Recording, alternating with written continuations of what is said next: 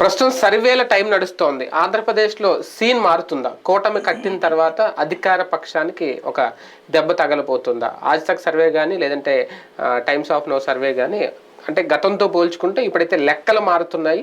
కాస్తంత కూటమి వైపు మళ్ళుతుంది ప్రజల అభిప్రాయం అనేది. నిజంగా ఆ సర్వేలు ఎంతవరకు ప్రామాణికంగా తీసుకోవాలి? ఇప్పుడున్న పరిస్థితుల్లో టైమ్స్ నో సర్వేలో కూడా కాస్తంత మార్పులు చేర్పులు రావడం జగన్మోహన్ రెడ్డి గారికి ఒక రకంగా గట్టి దెబ్బే అని అనుకోవాలా?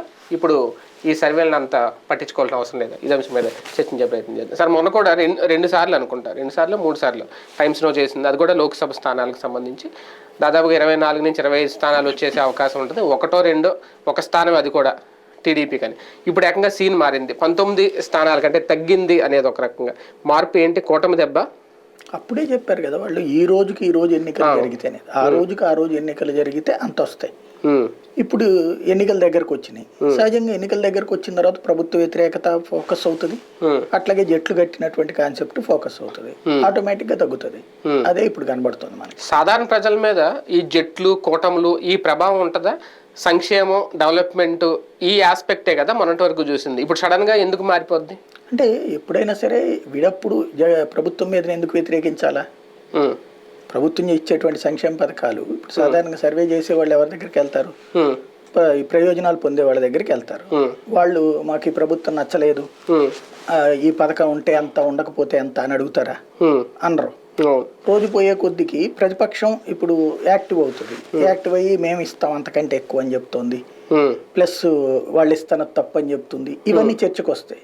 చర్చకు వచ్చినప్పుడు ఇప్పుడు ఓటుది ఇదే ప్రయోజనాలు పొందినటువంటి తెలుగుదేశం వాళ్ళు, జనసేన ఓటరు, అంటే జనసేన సింపథైజర్స్ అయిన ఫ్యామిలీ, తెలుగుదేశం సింపథైజర్స్ అయిన ఫ్యామిలీ, ఇట్లాంటి వాళ్ళు ఎలక్షన్స్ దగ్గరకు వచ్చేటప్పటికి టర్న్ అవుతారు. వాళ్ళ పార్టీలకు ఓట్లు వేసుకుంటారు. అవన్నీ జట్టు కట్టినప్పుడు ఆటోమేటిక్గా రిజల్ట్ తేడా వస్తుంది. కూటమి కట్టినప్పటికీ కూడా వీళ్ళిద్దరికి 44.1% రావడం అంటే పెద్ద ప్రయోజనం లేదనా కూటమితో? అంటే ఎగ్జాక్ట్గా చెప్పడానికి ఏముండదు వీటిలో. వీళ్ళు చెప్పారు కాబట్టి 44.1 వస్తుందా? ఇప్పుడు మొన్నటిసారి కర్ణాటకలో కానీ వీటిలో 2-3% తేడాలు వచ్చినాయి బేసిక్గా. కాబట్టి శాతాలని కౌంట్ వేయలేము. కాకపోతే విన్నింగ్ రూట్ని అసెస్ చేయగలుగుతారు వీళ్ళు. ఇందులో ఇవాళ కంప్లీట్ రివర్స్ వచ్చింది. ఆజ్ తక్ కంప్లీట్ రివర్స్ వచ్చింది, టైమ్స్ నౌ ఇటు వచ్చింది. కాబట్టి కంప్లీట్ గా భిన్నమైనటువంటిది వచ్చినప్పుడు కన్ఫ్యూజన్ పెరుగుతుంది.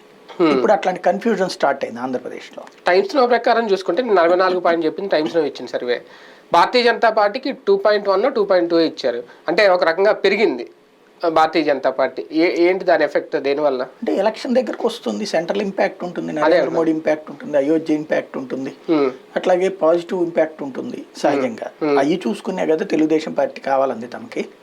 తెలుగుదేశం పార్టీ ఎందుకు లెక్కేసుకుంది? ఇంతకుముందు 40 వచ్చింది, ప్రభుత్వ వ్యతిరేక ఓటు ఒక 5 లెక్కేసుకుంటుంది, పవన్ కళ్యాణ్ వల్ల ఒక 6 లెక్కేసుకుంటుంది, వీళ్ళ వల్ల ఒక 3 లెక్కేసుకుంటుంది, అక్కడికి ఒక 51 వచ్చింది. ఈ 3 కాంబినేషన్ ఓకే అనుకుంటే ఇంకొక 4% పెరగచ్చు, అప్పుడు 55 అవ్వచ్చు. అప్పుడు వీళ్ళకి ఆ 55 వీళ్ళకి వచ్చిందంటే అవతల వాళ్ళకి ఎంత తగ్గుతుంది?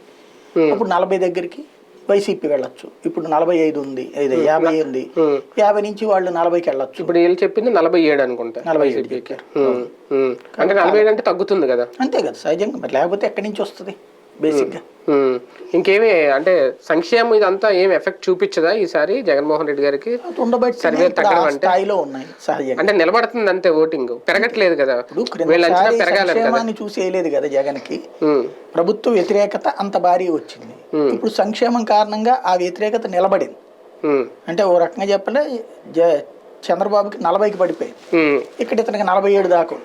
47 దాకా ఉంది అంటే గనక అది పాజిటివ్ ఇమేజ్ ఉన్నట్టే కదా. ఓ 3% తగ్గుతుంది. కంప్లీట్ గా అందరూ పాజిటివ్ ఎందుకు ఫీల్ అవుతారు? బేసిక్ గా గ్రామీణ స్థాయిలోను అర్బన్ లో చూసుకుంటే డిఫరెన్స్ ఎక్కువ కనిపిస్తుందా? అంటే వీళ్ళు చెప్తున్న లెక్క అర్బన్ లో కూడా మహిళా ఓటు బ్యాంక్ అంతా జగన్మోహన్ రెడ్డి గారికి అనుకూలంగానే ఉంటుంది. ఎందుకంటే వాళ్ళు పింఛన్లు తీసుకుంటారు, ఇల్లులు తీసుకున్నారు, ఇవన్నీ అనేది. ఇంకా అలాంటప్పుడు ఓట్ బ్యాంక్ అంత తేడా ఎందుకు వస్తుంది అనేది? ఓటు శాతం 3% తేడా పెద్ద తేడా ఏం కాదు వాస్తవంగా చెప్పాలంటే. 3% తేడా లేకుండా ఉంటుంది. ఇంకోటి ఏంటంటే ఇక్కడ లేబర్ లో 100కి 80% మంది జగన్ నమ్ముతున్నారు. ఇప్పుడు అందులో కొంత యువతలకి డివైడ్ కావాలి లేబర్ లో. అదే సందర్భంలో మధ్యతరగతిలో 100కి 60% మంది జగన్ కి వ్యతిరేకంగా ఉంటారు. అది తగ్గదు, ఇంకా అది పెరిగేదేగా. ఎందుకంటే మధ్యతరగతికి వచ్చేటప్పటికి మీకు వ్యాపారస్తులు, లేకపోతే కొట్లో గుమస్తాలు చేసుకునే వాళ్ళు, అంటే గుమస్తాలు చేసుకునే వాళ్ళకైతే జగన్ పట్ల పాజిటివ్గా ఉంటుంది. కానీ ఆ యజమానులకి మైనస్ ఉంటుంది. అలాగే ఈ మధ్యతరగతిలో బెనిఫిట్స్ పొందేవాళ్ళు కూడా ఈ ఇన్ఫ్లుయెన్స్ ఎక్కువ అవుతుంటుంది. ఏది వాళ్ళ ఇళ్లలో పనిచేసే మనుషులు ఎక్కువ జీతాలు అడగటం, లేకపోతే కూలి పనులకు ఎక్కువ డబ్బులు అడగటం, ఇట్లాంటివి అడుగుతున్నప్పుడు ఇదంతా దేనివల్ల అంటే జగన్ ఇస్తున్న సంక్షేమ పథకాల వల్ల వీళ్ళందరూ ఇట్ట బలిసి కొట్టుకుంటున్నారని మాట్లాడుకుంటారు వీళ్ళు. కాబట్టి ఆ వ్యతిరేకత రోజు కూడా వాళ్ళు సైకలాజికల్గా ఫీల్ అవుతారు. అది కరెక్ట్గా ఇప్పుడు వ్యతిరేకత కిందకి ఫోకస్ అవుతుంది. జగన్మోహన్ రెడ్డి గారు చేసిన మార్పులు, సామాజిక న్యాయం ఇవేమి పెద్దగా ఎఫెక్ట్ చూపించవా? ఈ ఎఫెక్ట్ చూపెట్టకపోతే 10%, 20% ఓట్లు రావాలి. ఇప్పుడు ఆయన వైనాట్ 175 లక్ష్యం పెట్టుకున్నాడంటే పెరిగిపోవాలి, కనీసం 50 పైకి వచ్చేయాలి కదా. సామాజిక న్యాయం అనేటువంటి పాయింట్ ఉంది కాబట్టి అక్కడికి వచ్చాడు 47 దగ్గర. ఇక అంతకు మించి తగ్గతం అనే అంతకు మించి అంటే ఇక్కడ పథకం పొందినోడు పొందనోడు. ఇప్పుడు ఆయన చెప్పింది తన వల్ల పథకం పొందినోడు, ఆ పొందినోళ్ళలో కూడా అవతల పార్టీ వాళ్ళు కూడా ఉన్నారు కదా. అలాగే పొందని వాళ్ళందరూ మాత్రం వ్యతిరేకంగా ఉంటారు కదా. అలాగే తటస్థులకు వచ్చేటప్పటికి ఇది నచ్చదు సంక్షేమం. చంద్రబాబు నాయుడు ఎంతకంటే ఎక్కువ ఇస్తాడు అని నమ్మాలి వాళ్ళు, నమ్మరు వాళ్ళు. చంద్రబాబు నాయుడు వస్తే ఎక్కువ ఇస్తాడని నమ్మరు వాళ్ళు, ఎవ్వరు అన్నటువంటి ధైర్యంతోనే వేస్తారు వాళ్ళు ఓటు. రేపు చంద్రబాబు నాయుడు ఎంతకంటే ఎక్కువ ఇచ్చారనుకోండి వాళ్ళు బాబుకి కూడా వ్యతిరేకం అవ్వచ్చు రేపు. కాంగ్రెస్ పార్టీ ఎఫెక్ట్ కూడా ఉంటుందా? పెద్దగా ఏం కనిపించట్లేదు. ఇది కాంగ్రెస్ పార్టీ అయితే ఏం కనిపించలేదు. కాబట్టి కాంగ్రెస్ పార్టీకి పెరిగితే పెరగాల, కానీ ముందున్నటువంటి ఫోకస్ డౌన్ అయింది. ఇంకొకటి రాబోయేటువంటి రోజుల్లో ఇప్పుడు భారతీయ జనతా పార్టీ, తెలుగుదేశం, జనసేన పొత్తు పెట్టుకుంటే కాంగ్రెస్ని పూర్తిగా డౌన్ ప్లే చేస్తారు మీడియా. కాబట్టి అప్పుడు పెద్ద ఇంపాక్ట్ ఏమి ఉండకపోవచ్చు. అంటే 1.5% కాంగ్రెస్కి వస్తే కనుక అది పెరిగినట్టే తగ్గినట్టే?